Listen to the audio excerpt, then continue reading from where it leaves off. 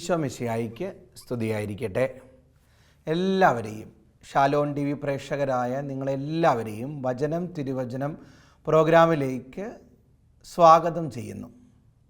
നമുക്ക് നമ്മുടെ പ്രാർത്ഥനകളും നിയോഗങ്ങളും എല്ലാം പരിശുദ്ധ അമ്മയിലൂടെ ഈശോയിലേക്ക് സമർപ്പിച്ചുകൊണ്ട്, പ്രത്യേകിച്ച് ഈ പ്രോഗ്രാമിനെ നമുക്ക് പരിശുദ്ധ അമ്മയിലൂടെ ഈശോയിലേക്ക് സമർപ്പിച്ചുകൊണ്ട് ഒരു നന്മ നിറഞ്ഞ മറിയം ചൊല്ലാം. നന്മ നിറഞ്ഞ മറിയമേ സ്വസ്തി, കർത്താവ് അങ്ങയോടുകൂടെ സ്ത്രീകളിൽ അങ്ങ് അനുഗ്രഹിക്കപ്പെട്ടവളാകുന്നു. അങ്ങയുടെ ഉദരത്തിൻ ഫലമായി ഈശോ അനുഗ്രഹിക്കപ്പെട്ടവനാകുന്നു. പരിശുദ്ധ മറിയമേ തമ്പുരാൻ്റെ അമ്മേ, പാപികളായ ഞങ്ങൾക്ക് വേണ്ടി എപ്പോഴും ഞങ്ങളുടെ മരണസമയത്തും തമ്പുരാനോട് അപേക്ഷിച്ചു കൊള്ളണമേ. ആമേൻ. ഇനി വചനം തിരുവചനം ഈ എപ്പിസോഡിൽ പ്രത്യേകമായി അച്ഛൻ ദൈവ കൃപയെക്കുറിച്ച് വിചിന്തനം നടത്താമെന്ന് വിചാരിക്കണേ. ദൈവകൃപയെക്കുറിച്ച് എന്താണ് ദൈവകൃപ അല്ലെങ്കിൽ കൃപയെന്ന് പറയുന്നത്? ഒരു ആത്മാവിൻ്റെ യോഗ്യതകൾ പരിഗണിക്കാതെ ദൈവം നൽകുന്ന സമ്മാനമാണ് കൃപ. ഒരാത്മാവിൻ്റെ യോഗ്യതകൾ പരിഗണിക്കാതെ ദൈവം നൽകുന്ന സമ്മാനം. ഞാൻ ചിലപ്പോൾ വിശുദ്ധനാകാം, അശുദ്ധനാകാം, വൈദികനാകാം, അൽമായനാകാം, മെത്രാനാകാം, ആരുമാകട്ടെ, എൻ്റെ യോഗ്യതകളല്ല യഥാർത്ഥത്തിൽ ദൈവകൃപ എന്നിലേക്ക് വരാനുള്ള മാനദണ്ഡം, മറിച്ച് ദൈവത്തിൻ്റെ കാരുണ്യമാണ്. ഒരു ആത്മാവിൻ്റെ യോഗ്യത പരിഗണിക്കാതെ ദൈവം നൽകുന്ന സമ്മാനം, അതാണ് ദൈവകൃപ. അച്ഛനങ്ങനെ പറയാനുള്ള കാരണം, സുവിശേഷങ്ങളിലൂടെ പുതിയ നിയമത്തിലൂടെയൊക്കെ നമ്മൾ യാത്ര ചെയ്യുമ്പോൾ ദൈവം യോഗ്യതകളില്ലാത്ത ഒത്തിരി ആത്മാക്കൾക്ക് സമ്മാനമായി കൃപ കൊടുക്കുന്നുണ്ട്. പ്രത്യേകിച്ച് നമ്മൾ കാണുന്നുണ്ട് അപ്പോസ്തല പ്രവർത്തനങ്ങൾ 9-ാം അധ്യായം 1 മുതൽ 9 വരെയുള്ള വാക്യങ്ങളിൽ സാവൂള്, ക്രിസ്ത്യാനികളെ പീഡിപ്പിച്ചുകൊണ്ടിരുന്ന സാവൂള്, അവനിങ്ങനെ കുതിരപ്പുറത്ത് പോകുമ്പോൾ ദൈവം ഒരു മിന്നലൊളി അയക്കുകയും കുതിരപ്പുറത്ത് നിന്ന് താഴെ വീഴുകയും അവൻ അന്ധനായി തീരുകയും ചെയ്യുന്നുണ്ട്. അപ്പോൾ ചോദിക്കുന്നുണ്ട്, അങ്ങ് ആരാണ്? അപ്പോൾ ഈശോ മറുപടി പറയുകയാണ്. ഈശോയുടെ സ്വരം അവൻ്റെ കർണപുടങ്ങളിലും അവൻ്റെ ഹൃദയത്തിലും പ്രതിധ്വനിക്കുവാണ്. ഈശോ പറയാണ്, നീ പീഡിപ്പിക്കുന്ന നസ്രായനായ യേശുവാണ് ഞാനെന്ന് പറയുന്നുണ്ട്. അതായത് കർത്താവിൻ്റെ കൃപ അവനെ ഒരു മിന്നലൊളി പോലെ തൊടുകയാണ്. കർത്താവിൻ്റെ കൃപ അവനെ കർത്താവിൻ്റെ സ്വരത്തിലൂടെ സ്പർശിക്കുകയാണ്. പിന്നെ സാവൂള് പൗലോസായി മാനസാന്തരപ്പെടുകയാണ്. കർത്താവിൻ്റെ ഒരു സ്പർശനം കിട്ടിക്കഴിയുമ്പോൾ സാവൂളിനൊരു മാനസാന്തരം അകത്ത് നിന്ന്, ഉള്ളിൽ നിന്ന് സംഭവിക്കുന്നു. സാവൂള് പതിയെ ഈശോയുടെ അപ്പോസ്തലനായ പൗലോസായി മാറ്റപ്പെടുന്നു. പിന്നീട് അനനീയാസ് തൊട്ട് അവൻ്റെ തലയിൽ കൈവച്ച് പ്രാർത്ഥിക്കുമ്പോഴാണ് അന്ധത മാറുകയും ആ ഈശോയോടുള്ള സ്നേഹത്താൽ പിന്നീട് പതിയെ പതിയെ പ്രാർത്ഥനാ നിരതനായി ജ്വലിക്കുകയും പിന്നെ ഈശോയുടെ വചനം നഗരങ്ങളിലും പട്ടണങ്ങളിലും രാജ്യങ്ങളിലും ഒക്കെ പ്രഘോഷിച്ച് അവസാനം ഈശോയ്ക്ക് വേണ്ടി രക്തസാക്ഷിയായിട്ട് പൗലോസ് മാറുന്നത്. അതാണ് യോഗ്യതകൾ പരിഗണിക്കാതെ ദൈവം ഒരാത്മാവിന് നൽകുന്നത് സമ്മാനം, ആ കൃപ. ആ കൃപ കിട്ടണം. കൃപ കിട്ടിയാലാണ് നമ്മുടെ ജീവിതത്തിലൊരു മാറ്റം വരുള്ളൂ. കൃപ ഒരു വൈദികനിൽ നിറയുമ്പോൾ, കൃപ ഒരു മെത്രാനിൽ നിറയുമ്പോൾ, കൃപ ഒരു വിശ്വാസിയിൽ നിറയുമ്പോഴാണ് ഈശോയ്ക്ക് വേണ്ടി ജ്വലിക്കാൻ കഴിയുക. കൃപയുള്ള വ്യക്തികൾക്കാണ് മറ്റുള്ളവരുടെ ജീവിതത്തിലൊരു മാറ്റം കൊണ്ടുവരാൻ സാധിക്കുക. അല്ലാതെ നമുക്ക് ആരെയും മാനസാന്തരപ്പെടുത്താൻ പറ്റത്തില്ല, ആരെയും ദൈവിക വഴികളിലേക്ക് കൊണ്ടുവരാൻ പറ്റത്തില്ല. കൃപ വേണം. കൃപ പ്രത്യേകിച്ച് നമ്മൾ കാണുമല്ലോ, ലൂക്കാ എഴുതിയ സുവിശേഷം 5-ാം അധ്യായത്തിൽ 27 മുതൽ 32 വരെയുള്ള വാക്യങ്ങളിൽ നമ്മുടെ കർത്താവായ ഈശോ മിശിഹ ചുങ്കം പിരിച്ചുകൊണ്ടിരിക്കുന്ന ലേവിയെ കാണുന്നുണ്ട്. അതായത് ലേവി ചുങ്കക്കാരനാണ്, ഒത്തിരി പണമുള്ള ആളാണ്, ആ പണത്തിൻ്റെ സമൃദ്ധിയിൽ ജീവിക്കുന്ന ഒരാളാണ്, സുഖലോലുപതയിൽ ജീവിക്കുന്ന ഒരാളാണ്. എന്നാൽ ഈ യഹൂദരാൽ വെറുക്കപ്പെട്ടൊരു വ്യക്തിയാണ്. റോമാക്കാർക്ക് വേണ്ടിയിട്ട് ചുങ്കം പിരിക്കുന്ന ഒരു വ്യക്തിയാണ്. വളരെയധികം വെറുക്കപ്പെട്ട ഒരാളാണ്. പക്ഷേ എങ്കിലും അവൻ പാപത്തിൻ്റെ നൈമിഷിക സുഖത്തിൽ ആനന്ദം കണ്ടെത്തുന്ന ഒരു വ്യക്തിയാണ്. അങ്ങനെ ആ പാപബന്ധനത്തിൽ കിടക്കുന്ന സാത്താൻ്റെ കെണിയിൽ അകപ്പെട്ടിരിക്കുന്ന ഒരാളാണ് ലേവി എന്ന് നമ്മൾ മനസ്സിലാക്കണം. അങ്ങനെ ഇരിക്കുമ്പോഴാണ് കൃപയുടെ ഉറവിടമായ, കൃപ തന്നെയായ നമ്മുടെ കർത്താവായ ഈശോ മിശിഹ ഈ ലേവിയുടെ മുമ്പിലേക്ക് ചെല്ലുകയാണ്. എന്നിട്ട് പറയുകയാണ്, നീ എന്നെ അനുഗമിക്കുക. ഉടൻ ലേവി ആ ചുങ്കസ്ഥലത്ത് നിന്ന് എഴുന്നേൽക്കുകയും കർത്താവിനെ അനുഗമിക്കുകയും ചെയ്തു. പിന്നീട് ലേവി മത്തായി എന്ന അപ്പോസ്തലനായി രൂപാന്തരപ്പെടുകയാണ്. അവൻ്റെ ഉള്ളിൽ നിന്നൊരു മാനസാന്തരം സംഭവിക്കുകയും ഈശോയോടൊപ്പം ഊണിലും ഉറക്കത്തിലും ആയിരിക്കുകയും പിന്നീട് ഈശോയുടെ മരണത്തിനപ്പുറം പരിശുദ്ധാത്മാവിൻ്റെ സ്പർശനം ലഭിക്കുകയും ധൈര്യത്തോടെ ലോകം മുഴുവനും ക്രിസ്തുവിൻ്റെ വചനം പ്രഘോഷിക്കാനായിട്ട് അവന് കഴിയുകയും ചെയ്യുന്നുണ്ട്. ലേവി ഒത്തിരി പേരെ കണ്ടിട്ടുണ്ട്, ഒത്തിരി വ്യക്തികളെ, ഗുരുക്കന്മാരെയൊക്കെ കണ്ടിട്ടുണ്ട്. പക്ഷേ ആർക്കും അവനെ മാനസാന്തരപ്പെടുത്താൻ കഴിഞ്ഞിരുന്നില്ല. മാനസാന്തരപ്പെടുത്താൻ കഴിഞ്ഞത് ആർക്കാ? ഈശോയ്ക്കാ. ഈശോയുടെ ടച്ചാ, ഈശോയുടെ സ്പർശന. കൃപയുള്ള ഈശോ തൊട്ടപ്പോഴാ ലേവി മാനസാന്തരപ്പെട്ട് മത്തായി ആയി രൂപാന്തരപ്പെട്ടത്. അതാ കൃപയാ. കൃപയാണ് എന്നെയും നിന്നെയും മാറ്റിമറിക്കുക. കർത്താവിനോട് നമ്മൾ പ്രാർത്ഥിക്കേണ്ടതാ, കർത്താവേ കൃപ തരണേ. ഒരാൾക്ക് ഒരു പാപത്തിൽ നിന്ന് കരകയറി വരണമെങ്കിൽ കൃപ വേണം. ഒരാൾക്ക് പൈശാചിക പീഡകളിൽ നിന്ന് വിടുതൽ കിട്ടണമെങ്കിൽ കൃപ വേണം. ഒരാൾക്ക് ശാപത്തിൽ നിന്ന്, ബന്ധനങ്ങളിൽ നിന്ന്, തടസ്സങ്ങളിൽ നിന്നൊക്കെ കരകയറി വരണമെങ്കിൽ കൃപ വേണം. നമ്മൾ കാണുന്നുണ്ടല്ലോ സുവിശേഷത്തിൽ, ലൂക്കാ എഴുതിയ സുവിശേഷം 8-ാം അധ്യായം 43 മുതൽ 48 വരെയുള്ള വാക്യങ്ങളിൽ അവിടെ രക്തസ്രാവക്കാരി സ്ത്രീയെ കർത്താവ് സ്പർശിക്കുകയാണ്. നീണ്ട 12 വർഷക്കാലം അവൾ ഒത്തിരി വിഷഗ്വരന്മാരുടെ അടുത്ത് പോയി. പക്ഷെ എന്നിട്ടും അവളുടെ രക്തസ്രാവം നിലയ്ക്കുന്നില്ല. ആ കൊടിയ വേദനയിൽ നിന്ന് അവൾക്ക് മോചനമില്ല. അങ്ങനെയാണ് കർത്താവ് ആ വഴിയിലൂടെ പോകുന്നുണ്ടെന്നറിഞ്ഞ് കർത്താവിനെ സ്പർശിക്കാനായിട്ട് ആ തിരക്കിനിടയിലൂടെ പണിപ്പെട്ട് പാടുപെട്ട് അവൾ ചെല്ലുന്നത്. അങ്ങനെ അവിടെ കൂടിയിരിക്കുന്നവരൊക്കെ അവളെ അറിയാവുന്നവരാണ്. അവർ പറയുന്നുണ്ട്, ഗുരുവിനെ തുടരരുത്, ഞങ്ങളെ തുടരരുത്. കാരണം എന്താ? ഒരു യഹൂദനെ സ്പർശിച്ച് അവന് സിനഗോഗിൽ പ്രവേശിക്കാൻ കഴിയില്ല, അശുദ്ധനായിട്ട് മാറും. പക്ഷെ അവളതൊന്നും കാര്യമായി എടുക്കുന്നില്ല. കാരണം അവൾക്കറിയാം, ഇപ്പോൾ തൊടാൻ കഴിഞ്ഞില്ലെങ്കിൽ സൗഖ്യം കിട്ടില്ല, ഇപ്പോൾ അവിടുത്തെ കൃപ എന്നെ സ്പർശിച്ചില്ലെങ്കിൽ എൻ്റെ രോഗം സൗഖ്യമാകില്ലെന്ന്. അവൾ മറ്റുള്ളവരുടെ വാക്കുകൾ ചെവിക്കൊള്ളാതെ അവൾ ചെയ്യുന്ന എന്താ? ആ തിക്കിലും തിരക്കിലും വേദന സഹിച്ചുകൊണ്ട് കർത്താവിൻ്റെ അരികിലേക്ക് ചെന്ന് കർത്താവിൻ്റെ വസ്ത്രത്തിൻ്റെ വിളിമ്പിൽ സ്പർശിക്കുകയാണ്. ആ നിമിഷം എന്ത് സംഭവിച്ചു? കർത്താവിൻ്റെ കൃപ അവളെ തൊട്ടു. സൗഖ്യം അവളിലേക്ക് വന്നു. അവളുടെ ശരീരത്തെ ഈശോ സൗഖ്യപ്പെടുത്തി. അപ്പോൾ കർത്താവ് പറയുന്നുണ്ട്, ആരാ എന്നെ തൊട്ടത്? ആ വിശ്വാസത്തോടുകൂടെ അവൾ തൊട്ട് കഴിഞ്ഞപ്പോൾ, എളിമയോടുകൂടെ അവൾ തൊട്ട് കഴിഞ്ഞപ്പോൾ എന്ത് സംഭവിച്ചു? കൃപ കർത്താവിൽ നിന്ന് അവളെ തൊട്ട്. സൗജന്യദാനം അത്, അവിടുത്തെ സ്നേഹം അത്. ആ സ്നേഹം അവളെ തൊട്ട് കഴിഞ്ഞപ്പോൾ സൗഖ്യം അവളെ പുൽകുകയായി. ഇപ്പം നമ്മളും ഈശോയോട് പ്രാർത്ഥിക്കണം. ഒത്തിരി പേര് ഇപ്പോൾ ഈ വചന സന്ദേശം കേട്ടുകൊണ്ടിരിക്കുന്നുണ്ടാവും. ഒത്തിരി പേര് പൈശാചികമായ പീഡകൾ, ബന്ധനങ്ങൾ, ശാപങ്ങളിലൊക്കെ ഞെരുങ്ങുന്നവരുണ്ടാവും. ഭയം, നിരാശ, അല്ലെങ്കിൽ പാപബന്ധനങ്ങൾ, മദ്യപാനത്തിൻ്റെ ആസക്തികൾ, ജഡികമായ ആസക്തികൾ, വ്യഭിചാരത്തിൻ്റെ ദുർബോധം, ഇതിലൊക്കെ ബന്ധിക്കപ്പെട്ട ആത്മാക്കളുണ്ടാവും. നമ്മൾ ചെയ്യേണ്ട ഒരു കാര്യം എന്താ? കർത്താവിനോട് യാചിക്കണം, കർത്താവേ കൃപ തരണേ. കൃപ തൊടുമ്പോഴാ ജീവിതത്തിൽ മാറ്റം വരിക. അല്ലാതെ നമ്മുടെ ജീവിതത്തിൽ ഒരു മാറ്റവും വരുന്നില്ല. നിനക്ക് പ്രാർത്ഥിക്കാൻ കഴിയുന്നുണ്ടോ? മണിക്കൂറുകൾ ഈശോയുടെ മുന്നിൽ ഇരിക്കാൻ കഴിയുന്നുണ്ടോ? കൃപയുണ്ട്. ദൈവവചനം ദാഹത്തോടെ വായിക്കാൻ കഴിയുന്നുണ്ടോ? കൃപയുണ്ട്. എല്ലാ ദിവസവും ദേവാലയത്തിൽ പോകാൻ ദാഹത്തോടെ നിനക്ക് കഴിയുന്നുണ്ടോ? എങ്കിൽ കൃപയുണ്ട്. കൂടെ കൂടെ കുമ്പസാരക്കൂട്ടിൽ അണയാൻ നിനക്ക് അനുതാപത്തോടെ അണയാൻ സാധിക്കുന്നുണ്ടോ? എങ്കിൽ കൃപയുണ്ട്. ദൈവത്തിന് നന്ദി പറയണം. അതല്ല, എനിക്ക് പ്രാർത്ഥിക്കാനേ കഴിയുന്നില്ല, എനിക്ക് ദേവാലയത്തിൽ പോകാൻ ഒരു താല്പര്യമില്ല, എനിക്ക് ദൈവത്തെക്കാളും ലോകത്തോടാണ് ദാഹം. യാക്കോബ് 4:4 പറയുന്നത് പോലെ ലോകത്തോടുള്ള മൈത്രി ദൈവത്തോടുള്ള ശത്രുതയാണെന്ന് നിങ്ങൾ അറിയുന്നില്ലേ? എനിക്ക് ലോകത്തോടാ മൈത്രി, എനിക്ക് ദൈവത്തോടൊരു സ്നേഹവും ഇല്ല, ഒരു താല്പര്യവും ഇല്ല. ഞാൻ ഈ ലോകമാകുന്ന യജമാനനെയാണ് സേവിക്കുന്നത്. എങ്കിൽ കൃപയില്ല. കൃപ എവിടെയോ ചോർന്നു പോയിട്ടുണ്ട്. അപ്പോൾ നമ്മൾ പ്രാർത്ഥിക്കേണ്ടതാണ്, കർത്താവെ അങ്ങയുടെ കൃപത, കർത്താവ് അങ്ങയുടെ കൃപത. കൃപ തന്നാലാണ് എൻ്റെ ജീവിതത്തിൽ ഒരു മാറ്റം സംഭവിക്കുകയുള്ളൂ. എഫേസ്യർക്ക് എഴുതിയ ലേഖനം 2-ാം അധ്യായം 8 മുതലുള്ള വാക്യങ്ങളിൽ നമ്മൾ വായിക്കുമല്ലോ, വിശ്വാസം വഴി കൃപയാലാണ് നിങ്ങൾ രക്ഷിക്കപ്പെട്ടത്, അത് നിങ്ങൾ നേടിയെടുത്തതല്ല, ദൈവത്തിൻ്റെ ദാനമാണ്. അണ്ടർലൈൻ, ദൈവത്തിൻ്റെ ദാനമാണ്. അച്ഛൻ വീണ്ടും നേരത്തെ പറഞ്ഞില്ലേ, ദൈവം യോഗ്യതകളെന്നും പരിഗണിക്കാതെ നൽകുന്ന സമ്മാനമാണ്. ഇതുപോലെ തന്നെയാണ് വിശ്വാസം എന്ന് പറയുന്നത് ദൈവത്തിൻ്റെ ദാനമായൊരു കൃപ തന്നെയാണ്.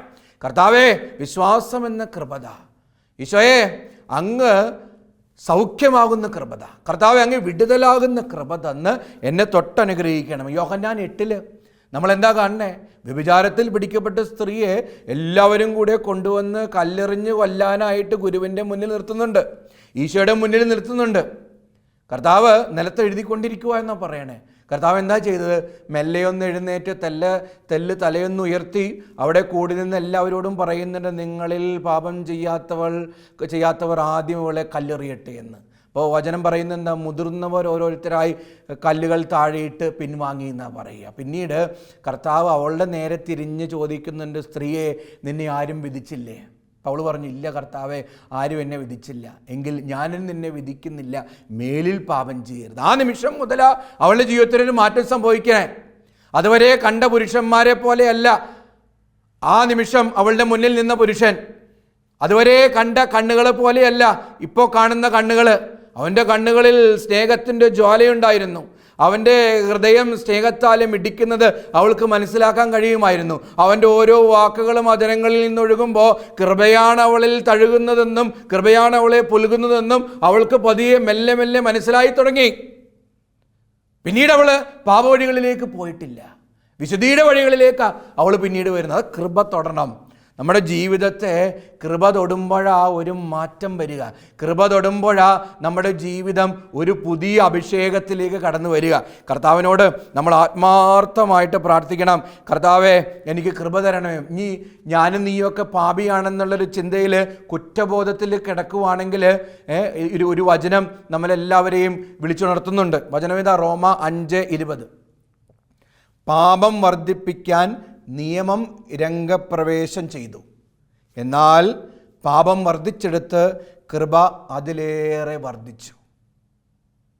ഒരു വിശുദ്ധന് നൽകുന്ന സമ്മാനമല്ല കേട്ടോ എന്ത് കൃപ, മറിച്ച് ഒരു പാപിക്ക് ദൈവത്തിലേക്ക് യാത്ര ചെയ്യാൻ ദൈവം നൽകുന്നൊരു സമ്മാനമാട്ടോ കൃപ.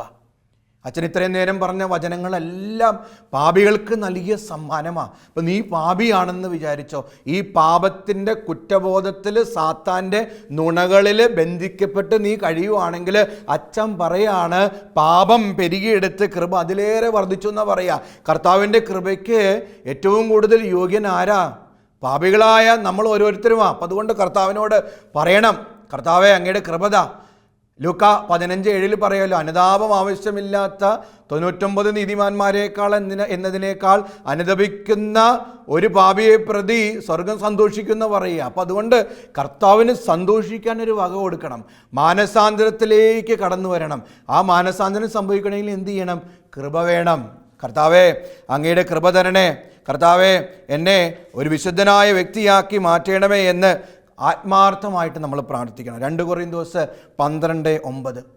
എന്നാൽ അവിടുന്ന് എന്നോട് അരുളി ചെയ്തു, നിനക്ക് എൻ്റെ കൃപ മതി. അച്ഛനും പറയുകയാണ് ഈ വചനത്തോട് ചേർന്ന്, നമുക്ക് ഓരോരുത്തർക്കും കർത്താവിൻ്റെ കൃപ മതി. കർത്താവിൻ്റെ കൃപ നമ്മെ തൊട്ട പാപി വിശുദ്ധനായി മാറ്റപ്പെടും.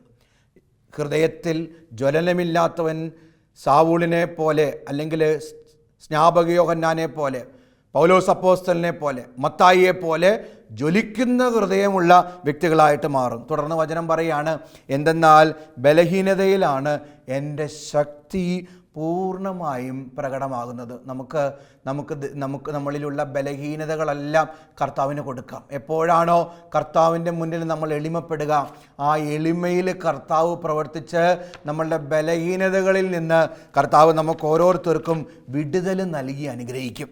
കർത്താവെ എനിക്ക് എളിമപ്പെടാനുള്ള കൃപ തരണമെന്നും പ്രാർത്ഥിക്കണം. അമ്മ തെരേസ പറയുന്നത് ദൈവത്തോടുള്ള സംഭാഷണമാണ് പ്രാർത്ഥനയെന്ന് പറയുക. അപ്പം നമ്മൾ ദൈവത്തോട് സംഭാഷണത്തിൽ ഏർപ്പെടുമ്പോൾ ദൈവത്തിൻ്റെ ഹൃദയത്തിൻ്റെ സ്നേഹം എന്താണെന്ന് നമുക്ക് മനസ്സിലാകും.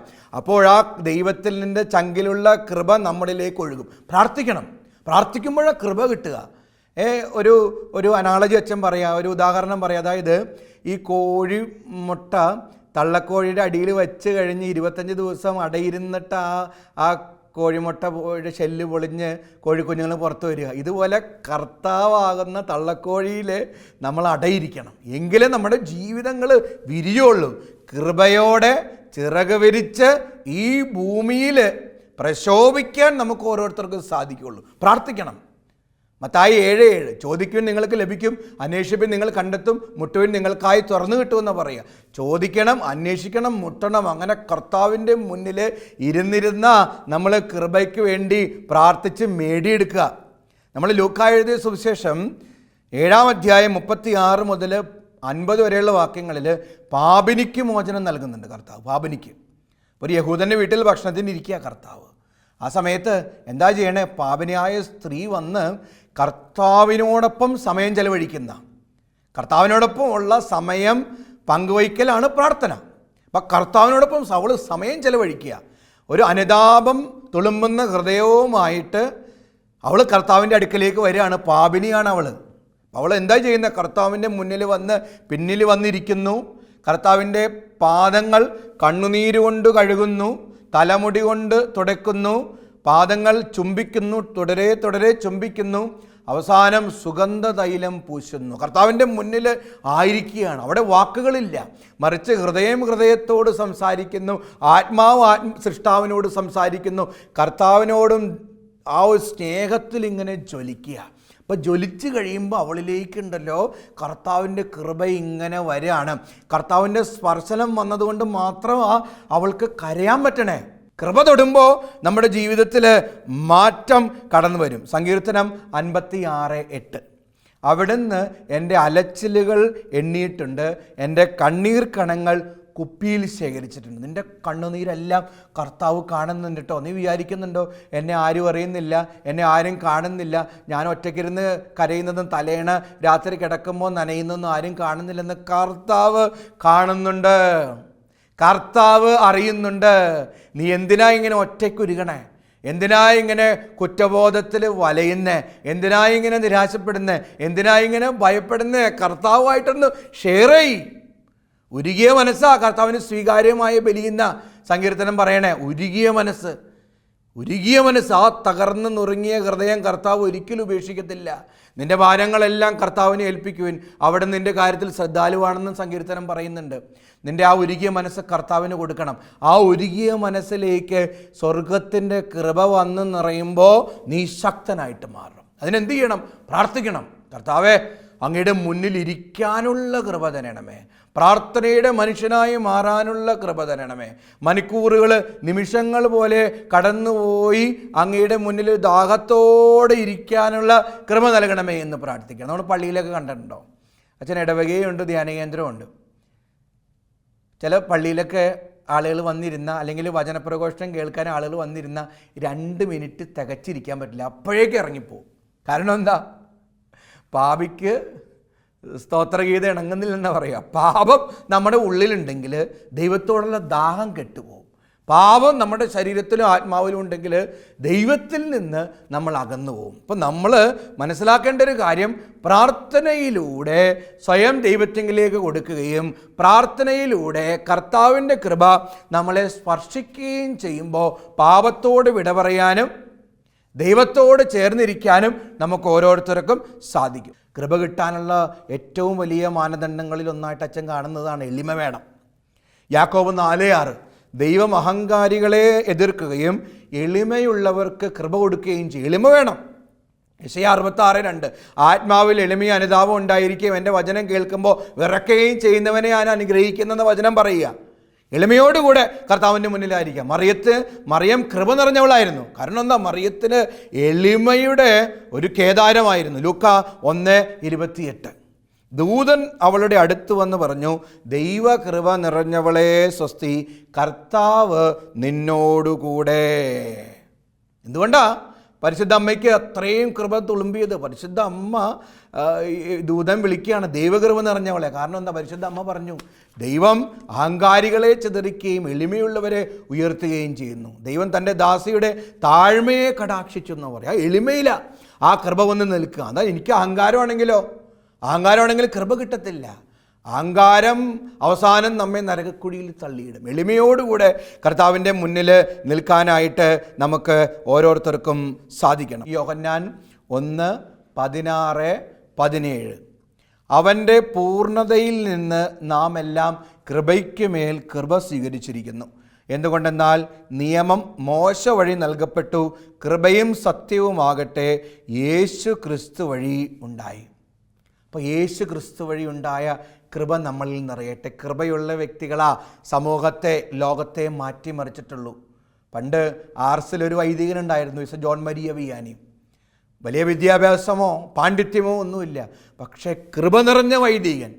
അൾത്താരയ്ക്ക് മുന്നിൽ, ദിവികാരുണ്യത്തിൻ്റെ മുന്നിൽ നിരന്തരം പ്രാർത്ഥിച്ചൊരു വൈദികൻ, ജപമാലകൾ ചൊല്ലി പരിശുദ്ധ അമ്മയോട് ചേർന്നിരുന്ന ഒരു വൈദികൻ, കൃപ കിട്ടിയൊരു വൈദികൻ. ആ വൈദികൻ ആർസിലേക്ക് ചെന്ന് കഴിയുമ്പോൾ, അശുദ്ധിയുടെ കേദാരമായ ആർസിലേക്ക് ചെന്ന് കഴിയുമ്പോൾ, കൃപ നിറഞ്ഞ വൈദികനായതുകൊണ്ട് കുമ്പസാരത്തിലൂടെയും കൗദാശിക ജീവിതത്തിലൂടെയും അദ്ദേഹത്തിൻ്റെ ലളിതമായ പ്രസംഗങ്ങളിലൂടെയും ജീവിത വിശുദ്ധിയും കൊണ്ട്, കൃപ നിറഞ്ഞ വാക്കുകളും കൊണ്ട് ഓരോരുത്തരെയും മാനസാന്തരത്തിലേക്ക് കൊണ്ടുവരാനായിട്ട് അദ്ദേഹത്തിന് സാധിച്ചു. കാരണം എന്താ? കൃപയുണ്ടായിരുന്നു. കൃപയുള്ളവർക്കാ മറ്റുള്ളവരെ മാറ്റാൻ പറ്റുള്ളൂ. നീ ഒരു അപ്പനാണെങ്കിൽ നീ കൃപ നിറയണം, ഈശോയുടെ കൃപ ചോദിക്കണം. നീ ഒരു അമ്മയാണെങ്കിൽ നീ കൃപ ചോദിക്കണം, എങ്കിലേ കുടുംബത്തെ വിശദീകരിക്കാൻ പറ്റുള്ളൂ. നീ ഒരു മകനും ആണെങ്കിൽ കർത്താവിനോട് കൃപ ചോദിക്കണം. കൃപയുണ്ടെങ്കിലേ നിന്റെ ജീവിതം വിശദീകരിക്കാനും നിന്റെ കുടുംബത്തെ വിശദീകരിക്കാനും സാധിക്കുകയുള്ളൂ. നീ ഒരു അധ്യാപകനാണെങ്കിൽ കൃപ ചോദിക്കണം. കൃപയുണ്ടെങ്കിലേ വിദ്യാർത്ഥികളിലേക്ക് ജ്ഞാനം സന്വേഷിപ്പിക്കാൻ സാധിക്കത്തുള്ളൂ. അപ്പോൾ കൃപ നിറഞ്ഞ വ്യക്തികളായിട്ട് നമ്മൾ ഓരോരുത്തരും രൂപാന്തരപ്പെടട്ടെ. ആ കൃപയിൽ നിറഞ്ഞ് ജീവിക്കാൻ നമുക്ക് ഓരോരുത്തർക്കും സാധിക്കട്ടെ. ഈ ധ്യാനങ്ങളൊക്കെ നടക്കുന്ന സമയത്ത് ഞാൻ ശ്രദ്ധിച്ചിട്ടുണ്ട്, കഠിനപാപികളൊക്കെ ആയിരിക്കാൻ വരിക. പക്ഷെ ധ്യാനം കഴിഞ്ഞ് കഴിയുമ്പോൾ മദ്യപാനം ഉപേക്ഷിക്കുന്നു, വ്യഭിചാര ദുർബോധത്തിൻ്റെ കെണിയിൽ നിന്ന് വിടുതൽ ലഭിക്കുന്നു, പരദൂഷണം അവസാനിപ്പിക്കുന്നു, വെറുപ്പ് അവസാനിപ്പിക്കുന്നു, ശത്രുത മനോഭാവം അവസാനിപ്പിക്കുന്നു, എല്ലാം അവസാനിപ്പിക്കുന്നു. തിന്മയോട് ഗുഡ് ബൈ പറഞ്ഞിട്ട് നന്മയോട് യെസ് പറയുന്ന ഒത്തിരി പേരെ കണ്ടിട്ട്. അതെങ്ങനെയാ അത് സംഭവിക്കണേ? അത് കർത്താവിൻ്റെ കൃപ തൊടുമ്പോഴാ അങ്ങനെ ഒരു മാറ്റം സംഭവിക്കുക.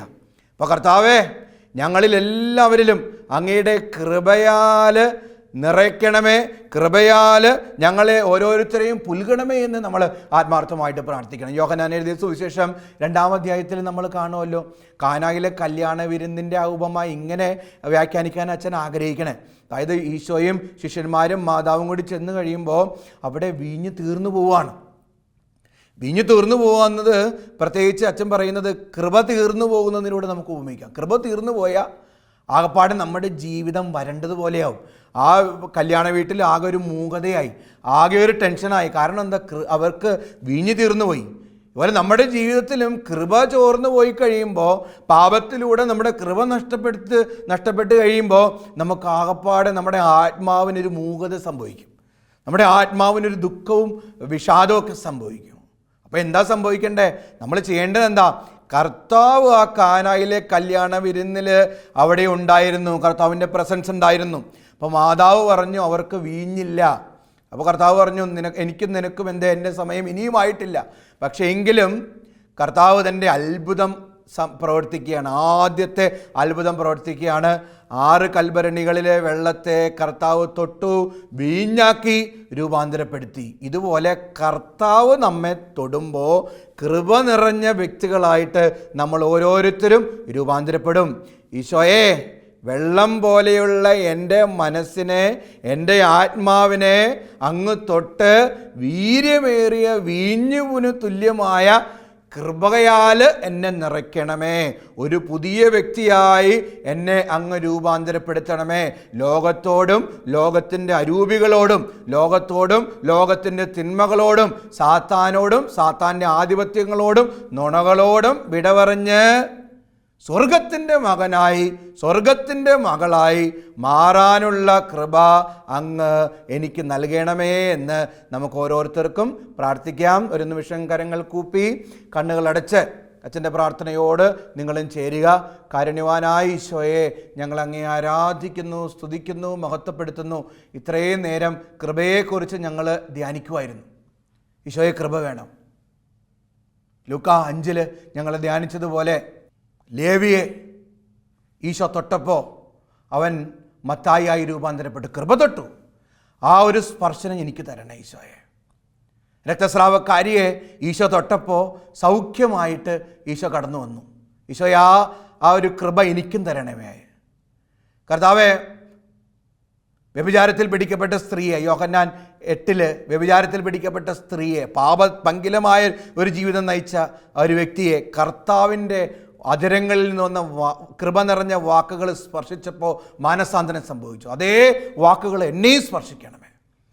ഈശോയെ, കാനായിലെ കല്യാണ വിരുന്നിലെ കൽഭരണികളിലെ വെള്ളം പോലെയാണ് പലപ്പോഴും ഞാൻ. വീര്യമില്ല, ജ്വലനമില്ല, അഭിഷേകമില്ല. പക്ഷെ കർത്താവ് അങ്ങ് തൊട്ട് കഴിയുമ്പോൾ ആ വെള്ളം വീര്യമേറിയ വീഞ്ഞായി മാറാണ്. അതുപോലെ എൻ്റെ ജീവിതങ്ങളെയും എൻ്റെ മാനസങ്ങളെയും അങ്ങ് മാറ്റിയെടുക്കണം. ഈ ഭൂമിയിലായിരിക്കുമ്പോൾ പ്രാർത്ഥനയുടെ നിറവിൽ, കൃപയുടെ നിറവിൽ, അഭിഷേകത്തിൻ്റെ നിറവിൽ ജീവിക്കാൻ എന്നെയും എൻ്റെ കുടുംബത്തെയും എൻ്റെ സമൂഹത്തെയും അങ്ങ് അനുഗ്രഹിക്കണമേ. കർത്താവായ ക്രിസ്തു വഴി ഞങ്ങൾ സമർപ്പിക്കുന്ന ഈ പ്രാർത്ഥന കേട്ടരുളേണമേ. ആമേൻ.